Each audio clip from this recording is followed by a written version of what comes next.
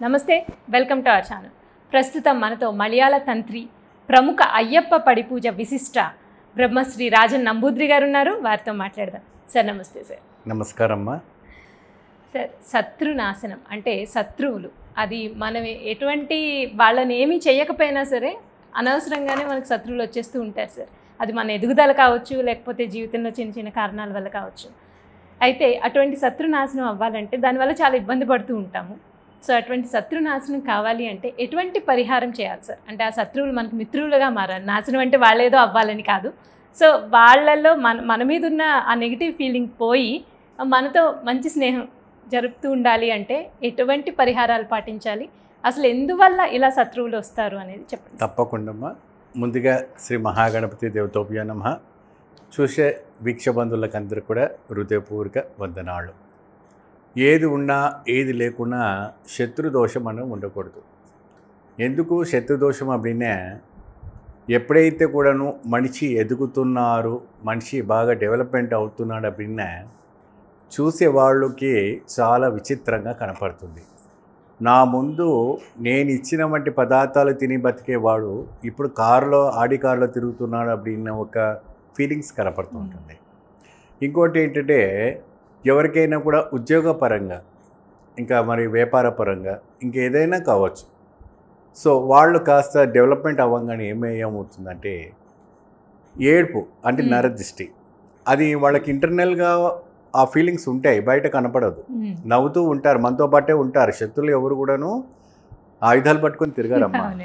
ఆ నవ్వే ఆయుధం అవుతుంది. మన చుట్టే తిరుగుతూ ఉంటారు, తిరిగి మన నాశనం చేయడానికి చూస్తూ ఉంటారు. శత్రునాశ పీడ దోషణం, దీనికి చాలా విశేషంగా తంత్రశాస్త్రంలో కావచ్చు, మంత్రశాస్త్రంలో కావచ్చు, మన హిందూ ధర్మ సనాతన ధర్మ కార్యక్రమాల్లో కూడా మనము స్వయంగా ఇంట్లో కూడా ఎన్నో రకాలమైనటువంటి పరిహారం చేసుకోవడానికి సులభంగా ఉన్నాయి. ఈ విశేషం గురించి ఎన్నో కార్యక్రమాలు మనం చేసాం, ఎన్నో డిబేట్లో కూడా ఇచ్చాను, ఎంతోమంది కూడాను బాగుపడ్డారు. సో ఇప్పుడు జనరల్గా ఏదైనా కూడా ఇంట్లో గడప లోపల మీరు ప్రవేశించారనుకోండి, అలా బయటికి తిరిగి వచ్చాగానే సోఫాలు అలాగే పడిపోతారు. అదేంటి ఇప్పుడే కదా వెళ్ళొచ్చిందని, ఏమో నాకు అలసగా ఉంది, కన్ను నలసగా ఉంది, అలసిపోయాను అంటారు.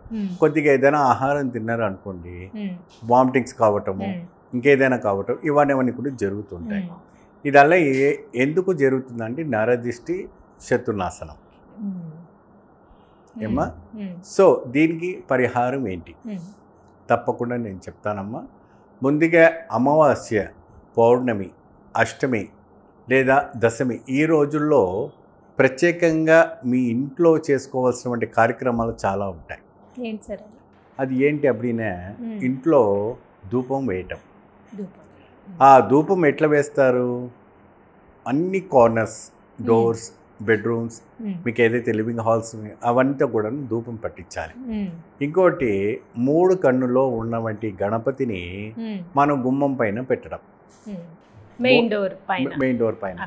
దిష్టి గణపతి, దిష్టి గణపతి అప్పుడినే మన వాళ్ళు చెప్తూ ఉంటారు. ఇది ఇప్పుడు మన దక్షిణ భారతంలో చాలా విశేషంగా నడమారుతున్నవంటి ఒక అస్త్రం.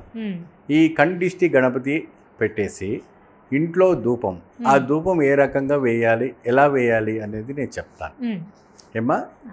సో ముఖ్యంగా మీరు పూజ గదిలో శుక్రవారం నాడు స్టార్ట్ చేశారనుకోండి, ఆ పూజ గది అంతా కూడా శుద్ధి చేసుకొని, భగవంతునికి అలంకారం చేసుకొని, భగవంతునికి నివేదన పెట్టిన తర్వాత మీరు కొబ్బరికాయ కొట్టిన తర్వాత ధూపం పెట్టాలి. ఆ ధూపంలో ఈ 5 రకాలైనటువంటి వస్తువులు దాంట్లో మీరు చూర్ణం అంటే ఏంటి, పౌడర్ మిక్సీలో వేసి పౌడర్ వేసి అందులో వేసుకోవాలి. ఏమేమి వేస్తాను, ఏమేమి చెప్తానో అది ఖచ్చితంగా మీరు రాసుకోవాలి. ఒకటి, తెల్ల ఆవాలు, తెల్ల మిరియాలు, తెల్ల మోదుక ఏమా. మరి అదే విధానంగా మనకి ఆవాల్లో ఇంకో రకమైనటువంటి ఆవాలు ఉంటుంది, నలుపు ఆవాలు అనేసి మనకు కనపడుతుంది. ఏమండి, 5వది వచ్చేసి మనకి జీడిగింజ అంటారు, జీడిగింజ. సో ఇవన్నీ ఏం చేస్తుందంటే శత్రువు నాశనానికి చాలా వరకు ఇది ఉంటుంది. ఈ 5 చూర్ణం చేసుకున్న తర్వాత ఉగ్గిలము, మైచాచం అనేసి మనకు పౌడర్ దొరుకుతుంది ఏమా ఆ మైచాచని ఉగ్గిలాని మీరు చింత బొగ్గుతో తయారు చేసిన వంటి నిప్పుని మీరు దాంట్లో వేసుకోవచ్చు. అంటే సాధారణంగా కొబ్బరి చిప్పలు వేస్తుంటారు, లేదంటే మనకు ఇమీడియట్గా రెడీగా ఉన్న వంటి క్యాంబుల్స్లో వేస్తుంటారు. అవన్నీ వాడకూడదు. అవన్నీ వాడకూడదు. మీకు శత్రునాశనం పోవాలంటే you should go for natural. ఆ న్యాచురల్గా పోవాలంటే ఇది చాలా అవసరం. తక్షణంగా ఉపశమనం జరుగుతుంది చూడండి. ఇమీడియట్గా ఆ మనిషి పడుకున్న మనిషి లేచి కూర్చుంటారు. ఇంట్లో ఎవరైనా కూడా ప్రతి కార్నర్స్ కూడాను నీగా పోయి మీరు ప్రత్యేకంగా ధూపం పట్టించాలి. Even to doors, windows, covers అన్నీ కూడాను. ఇప్పుడు అపార్ట్మెంట్ సొసైటీ బాగా వచ్చింది. ఇదివరకైతే ఇండిపెండెంట్ హౌస్ ఉండేది, ఒక 500 గజాల్లో ఉండేది కాబట్టి అది వేరే విషయం. ఇప్పుడు 1200 SFT, 1000 SFT పక్కన మూల కొట్టినా వాళ్ళ పక్క వాళ్ళకి డిస్టర్బెన్స్ చాలా. ఇది కూడా వైబ్రేషన్స్ బాగుంటాయి.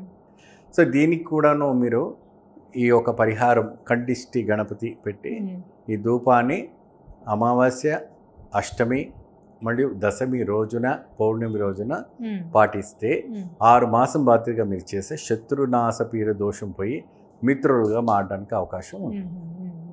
అయితే శత్రువులు అసలు ఎందుకు వస్తారంటారు? మనం ఏం చెయ్యకపోయినా సరే మనకి అనవసరంగా శత్రువులు వస్తూ ఉంటారు. ఒకటి ఇక్కడ నీచగ్రహణం, రాహు, కేతువు, శని అది వచ్చేసి నీ చండాలపు యోగము ఉన్నప్పుడు శత్రువులు మనని అటాక్ చేస్తారు ఏమా. సో దీనికి మనకు కావాల్సిన వంటి ఒక పరిహారం చేసుకున్నప్పటికీ, మనం జపాలు చేసుకున్నప్పటికీ, ఎన్ని హోమాలు చేసుకునేటప్పటికీ అయినా కూడా మనకి పరిహారం జరగట్లేదు. అప్పుడే దీనికి ప్రత్యేకంగా మనకు శివాలయంలో ప్రదోష కాలం అంటే అమావాస్యకు వచ్చేవంటి ముందు 3వ రోజు ముందు వచ్చేవంటి ప్రదోష కాలంకి నందికి విశేషమైనటువంటి అభిషేకం చేయాలి. పంచామృతంతో అభిషేకం చేయాలి. ఆ పంచామృతం అంటే సాధారణంగా అందరికీ తెలిసి ఉంటుంది. పాలు, పెరుగు, తేనె అవన్నీ కూడా ఉంటుంది. స్వామికి విశేషమైనటువంటి మాల ఏం వేయాలి అప్పుడే గరికమాల.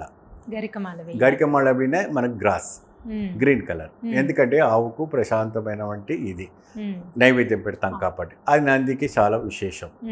పోయితే స్వామికి రుద్రము చేసే సమయంలో ప్రదోష కాలంలో నందికి చేసిన తర్వాతనే శివుడికి అభిషేకం చేస్తారు. ఇది చాలా అతీతమైన వంటి ఒక శక్తిని కోరుకున్న వంటి ఒక పవర్. ఆ ఒక అభిషేకం చేసిన వంటి తీర్థాన్ని ఈ ఒక రాహు, కేతువు, శని దోష మరి చండాలపు యోగ ఉన్న వంటి వాళ్ళు ఎవరైతే ఉన్నారో వాళ్ళంతా కొన్ని ఈ తీర్థం తీసుకొని స్వీకరిస్తే ఆ ఒక దోష నివర్ధనం పోయి ఆరోగ్యవంతులు అయి మళ్ళీ ఈ యొక్క శత్రుపీడ నుంచి కూడా బయటపడడానికి మంచి అవకాశం ఉంటుంది.